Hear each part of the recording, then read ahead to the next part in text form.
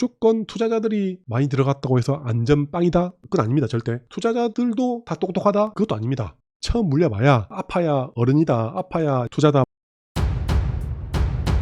규제들이 일부 살아있으면 어떤 것들만 오른다? 좋은 거 비싼 거 위주로만 오를 수밖에 없다, 이렇게 생각하시면 되고요. 취득세 중과 양도세 중과 이런 식으로 규제들이 거의 다 풀려버리면 솔직히 다주택자들이 좋은 거 비싼 거 위주로만 살 필요가 없어. 1주택자 무주택자들은 어쩌다 한 개 두 개 살 거니까 그분들은 크게 문제가 없지만 다주택자들이 많이 사는 물건들이 영향을 받거든요. 다주택자들이 어떤 물건들을 많이 사느냐, 그게 세금적인 부분, 대출적인 부분 때문에 다주택자들이 어떤 물건, 어떤 상품을 선택을 하는 거예요. 문재인 때 아파트 말고 오피스텔, 생활형 숙박시설, 생숙, 지식산업센터 이런 식으로 대체 상품으로 많이 넘어갔던 제일 큰 이유는 아파트를 워낙 세금하고 대출을 규제해버리니까 도저히 못 사는 거야. 오피스텔, 생숙, 지산 아니면 초기 재개발, 빌라 이런 식으로 틈새 물건들로 자금이 쏠렸다 보니까 그런 것들이 가치가 좋아서 가격이 오른 게 아니고 투자 자금이 어디로 많이 일시로 쏠리느냐에 따라서 가격은 오르고 내리고를 반복하는 겁니다. 문재인 때 말기에 2020년도, 21년도에 지산, 생숙, 오피가 올랐던 제일 큰 이유는 걔네들이 좋아서 오른 게 아니고 투자자들이 유동성 때문에 돈은 넘쳐나는데 그 돈들을 아파트로는 들어가기 힘드니까 이쪽으로 많이 가다 보니까 가격이 팍 올랐다가 윤석열 정부 들어와서 전체적인 거품이 다 꺼지다 보니까 그런 것들이 더 타격을 크게 받은 것도 있습니다. 이런 식으로 생각을 하셔야 됩니다. 무조건 투자자들이 많이 들어갔다고 해서 안전빵이다? 그건 아닙니다. 절대. 투자자들도 다 똑똑하다? 그것도 아닙니다. 결국은 투자자가 동시에 많이 들어갔던 것들은 매도할 때 내 경쟁자이거나 경쟁 매도 물량이 될 수 있습니다. 그래서 이런 것들은 항상 여러분들이 역사를 자꾸 반복을 해서 보면서 판단을 잘 하셔야 됩니다.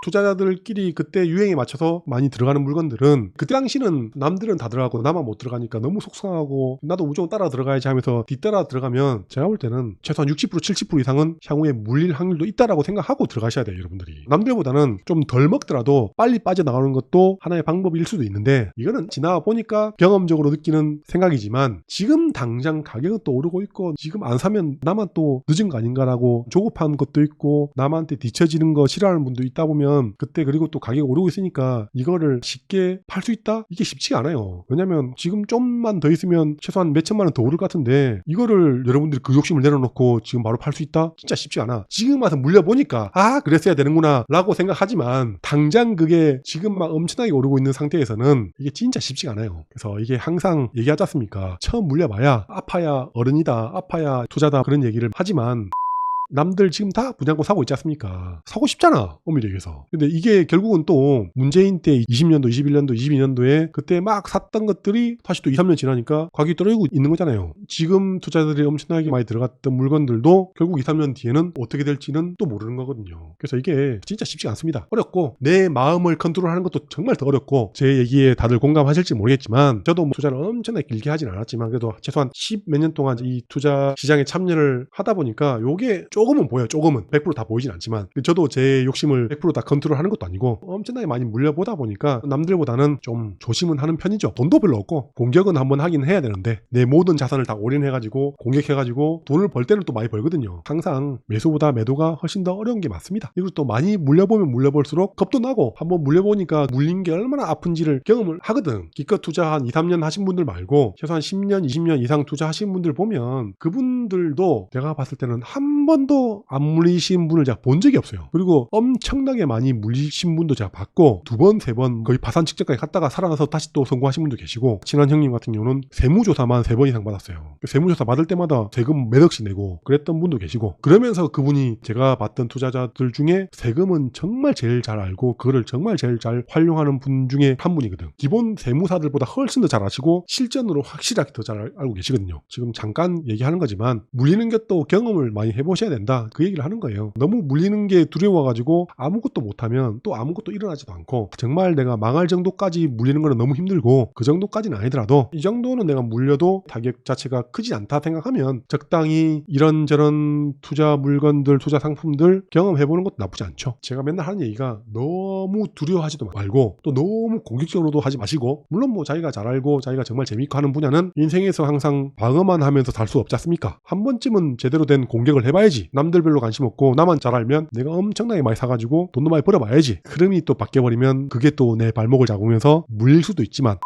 저도 투자를 하고 있지만 토지 찔끔해보고 재개발 재건축 찔끔해보고 분양권도 제가 찔끔해보고 갭 투자는 제가 좀 많이 해봤지만 경매도 찔끔해보고 NPL도 제가 찔끔해보고 이런 식으로 조금 경험을 해봤다고 생각하거든요. 그러면서 나랑 맞는 분야가 뭔지, 내가 좋아하는 분야가 뭔지 이런 것들을 많이 고민을 하고 있는 편이거든요. 여러분들도 여러분들만의 각자 좋아하는 분야가 있습니다. 강의만 듣는다고, 책만 본다고, 유튜브만 본다고 해서 그거를 내 투자 스타일이 어떤지는 잘 모를 수 있어. 직접 해봐야 돼. 내가 가진 자산 모든 거를 올인하지 마시고 조금 찔끔찔끔 여러 분야를 한번 경험해보는 것도 나쁘지 않다. 이렇게 생각합니다.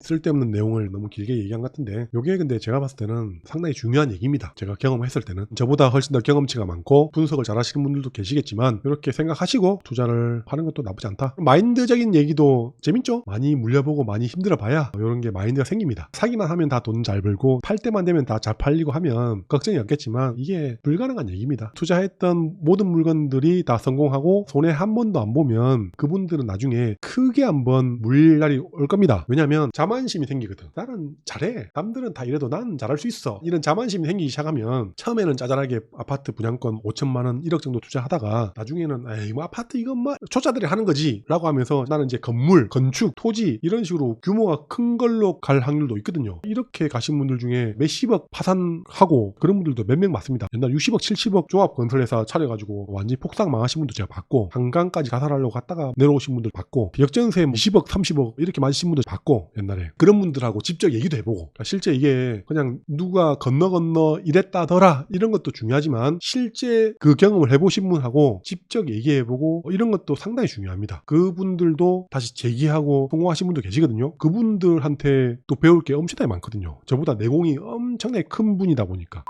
혹시 여러분들도 투자하다 보면 슬럼프가 안 올 수가 없습니다. 진짜 힘들고 미치겠고 팔리지도 않고 지금 이자 때문에 죽겠고 이렇게 경험하신 분들 좀 있거든요. 이런 분들 같은 경우는 혼자 있지 마시고 최대한 그런 경험을 이겨내신 투자 선배들을 어떻게든 찾아가가지고 조언을 구하시려고 생각을 하셔야 됩니다. 오늘 강의 듣는 분 중에 혹시나 힘든 분이 있는지 잘 모르겠지만 물론 해결은 당연히 본인 스스로 혼자 하는 게 맞는데 마인드적인 부분은 이미 그런 경험을 많이 해보시고 이겨내신 분들하고 얘기를 하면서 조언도 많이 구하시려고 하는 게 맞다 이렇게 봅니다. 너무 어렵게 생각하지 마시고 그런 분들한테는 여러분이 다가가시면 도와주십니다. 안 도와주면 말고 안 도와주면 다른 분한테도 내가 찔러보고 예를 들어서 아예 내가 그분 한 번도 본 적이 없어라고 하면 블로그 댓글에 비댓 걸어가지고 이런 부분이 정말 힘든데 상담이라든지 조언을 듣고 싶습니다 이런 식으로 남기면 또 연락 오는 분도 계시거든요. 요즘 또 유튜브 댓글이라든지 제 강의 들으신 분들은 제 연락처 알면 카톡방으로 연락 주시는 분도 간혹가다 계시거든요. 그런 분들하고 또 얘기하면 자기가 몰랐던 방법에 대해서 아는 경우도 있고 하여튼 그렇습니다.